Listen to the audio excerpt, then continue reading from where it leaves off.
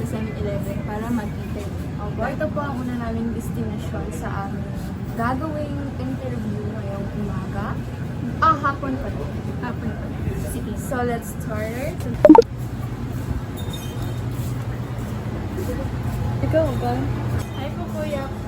Kami po ang mga mag-aaral galing sa grade 10 sa Christ the King College at meron po kaming gagawin na interview patungkol sa political dynasty. Okay lang po ba ma-interview po? Ikaw kuya. Okay lang naman, ma'am. Okay lang, pwede lang po, ano? Okay lang po. Or hindi po kayo comfortable. Kuya, ano po ang pangalan? Ako po ay si Noel Fidencio. Saan po kayo dito? Ano po yung Dito po ako nagkaroon din ng isang group ng 7-Eleven. Okay. So, ngayon, sa mga seryoso na question tungkol sa aming proyekto, meron po ba kayong kaalaman tungkol sa political dynasty or dynasty? Meron lang kaunting background ng kaalaman, pero hindi kasi hindi yan nasa kuwan sa pinag-aralan ko noon. Ano pong masasabi mo batay sa iyong kaalaman tungkol sa dynasty? Para sa akin, ang idea ko ay sa like political, something like political, About politics. politics. Pwede kita mabigyan ng kaalaman ko, kuya. Ang dinastiya political po ay kanang para yung pamilya na mumuno sa isang lungsod o sa isang bansa. Kagaya nila Aquino, nila Marcos, na kung saan ay kapag, di ba si Duterte noon, last term niya ay presidente siya, tapos susunod si Sara Duterte na yung vice-presidente ngayon. So, yan po isang halimbawa. Meron din itong negatibong epekto sa bansa kung saan ay posibleng isa lamang na pamilya ang mamumuno sa buong bansa. Meron din itong advantages na kung saan ay ang isang ginawang proyekto ng pamilya ay siguradong magawa ito. Ngayon na meron ka ng kaalaman tungkol sa dinastiyang political, ano po yung masasabi at sang-ayon ka po ba sa dinastiyang political at bakit? Sabi ko rin meron talagang advantage at disadvantage kasi depende kung ang namuno ay isang mabuting pinuno sa bansa. Kung isang corruption na, siguro sabi ko hindi rin kasi apektado naman tayo lahat tayo mamaya na ng Pilipino dito sa Pilipinas. Kaya sana kapag ganyan ang mangyari, yung mabubuti lang na mamumuno sa ating bansa. Sa kabuuan, oo o hindi ka po? 50-50%. 50-50. Sige po po yan. Maraming salamat po sa inyong oras. Maraming salamat po po. Thank you kuya. Sige kuya.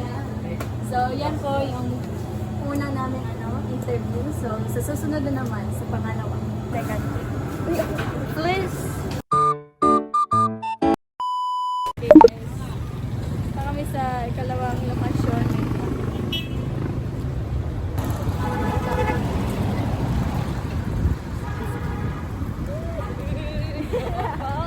Okay, papunta na kami sa pangalawang lokasyon para sa aming interview. Magandang hapon po, Lola. Kami po ay mag-aaral ng St. Monica sa CKC, Christ the King College. At ngayon po ay meron po kaming gagawing interview patungkol po sa dinastiyang politikal. Alam mo po ba ang dinastiyang politikal na? Wala, makakuan tayo.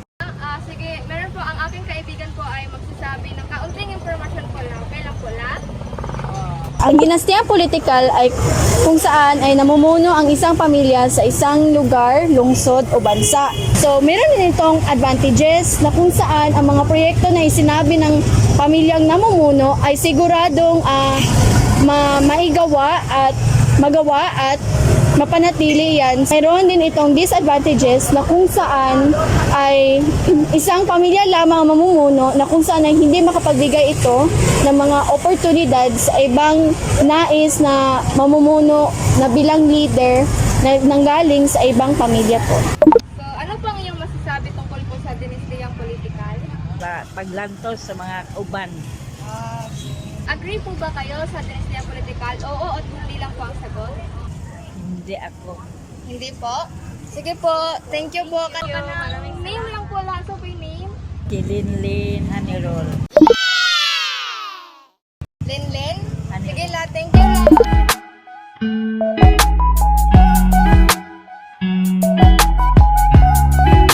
10 years later. Magandang hapon po. Kami po ay mag-aaralan ng St. Monica sa Christ the King College. Meron po kaming gagawing interview patungkol po sa dinastiyang politikal. Alam niyo po ba ano ang dinastiyang politikal na? Wala? Wala. Po, ang dinastiyang political po ay kanang isang pamilya lamang ang mamumuno sa magkasama po sila mamumuno sa isang bansa o lungsod. For example po is si Rodrigo Roa Duterte, mga Duterte, meron din ito pong advantages o mga benepisyo na kung saan kung may sinasabi silang proyekto, sigurado pong magawa po ito at mapanatili sa buong ang pagtermino nila bilang pamilya. At meron din itong disadvantages na kung saan ay maaari sila mang-abuso ng kanilang kapangyarihan mamuno. Mayroon ding hindi rin ito makapagbigay ng ibang oportunidad sa ibang pamilya na nais maging leader o mamuno sa isang bansa, ma'am. Ngayon na naalam niyo po ang dinastiyang politikal, ano pong masasabi niyo po, ma'am? Kuan nagyapon. Sa ang ila man na. Di man na makuan guys. Kuan man kanang balaod man.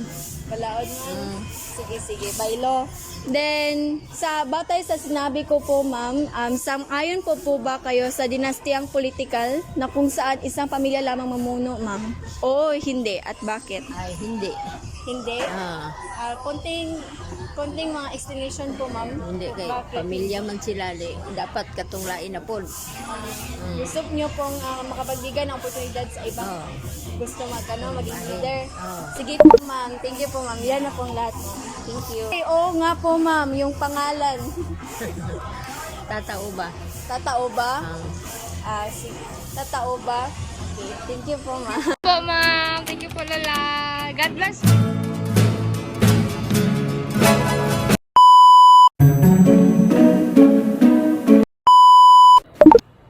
So, tapos na po ang aming classes. Nakikita nyo, wala na po sila. Kami po, susunod po namin gagawin ay... Mag-interview muli. Diyan ka na naman, pasulap-sulap sa akin.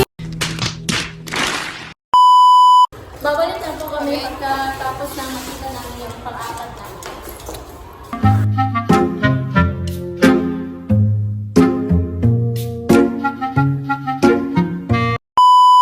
Magandang araw po, kami po ay mag-aaral sa Christ the King College at nandito po kami para mag-interview patungkol po sa dinastiyang politikal.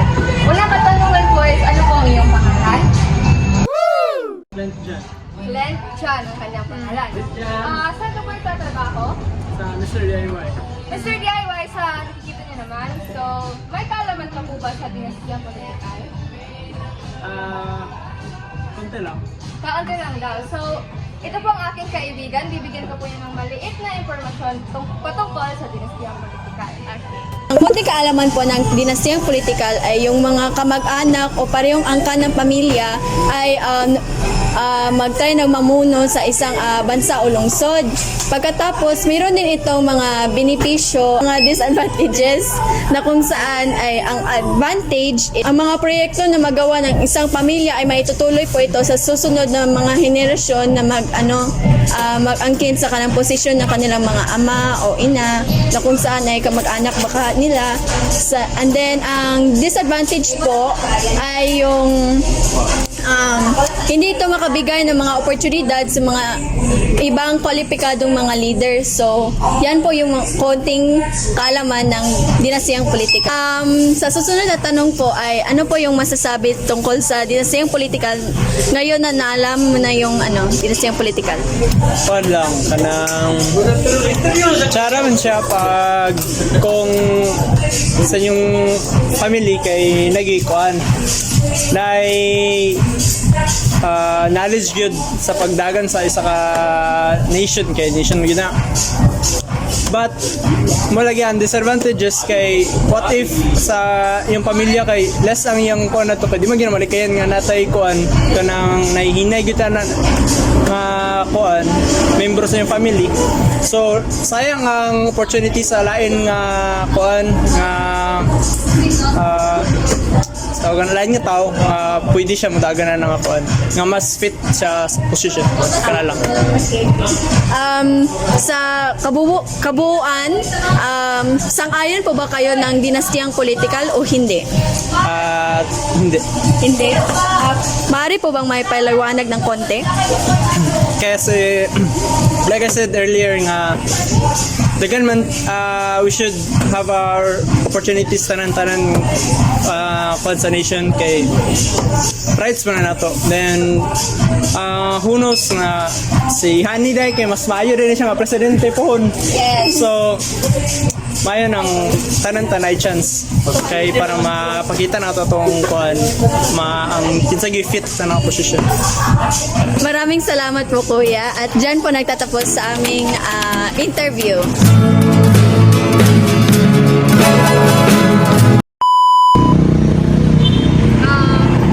Kasalukuyan po kaming naghahanap ng aming may interview kasi po lagi po kaming kinakancel.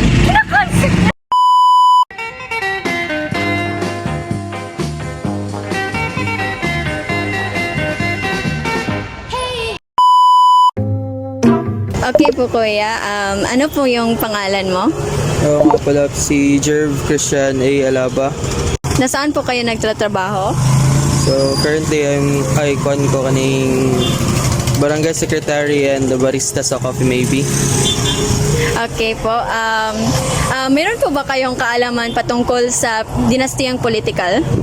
About sa dinastiyang political, example is ang pamilya Duterte. Like gikan sa mayor siya sa una, andun ni sunod ang iyang anak nga nag-mayor ug iyang next pagid nga anak nag-mayor. So karon nahimo siyang presidente. So we don't know basin sa pila ka years karon basin mudagan pa iyang anak og president si Sara. Okay. Ngayon, habang ikaw ay may kaalaman patungkol sa dinastiyang politikal, sang-ayon po ba kayo o hindi? So okay raman pud siya kaning depende lang pud sa pagdala magina sa atong country, di ba? So sangayon na pud ko kung inana man pud galing basta kay okay lang ang pagdala. Okay po, maraming salamat po at yan lang po para sa aming interview. Thank you! At dito nagtatapos ang aming interview.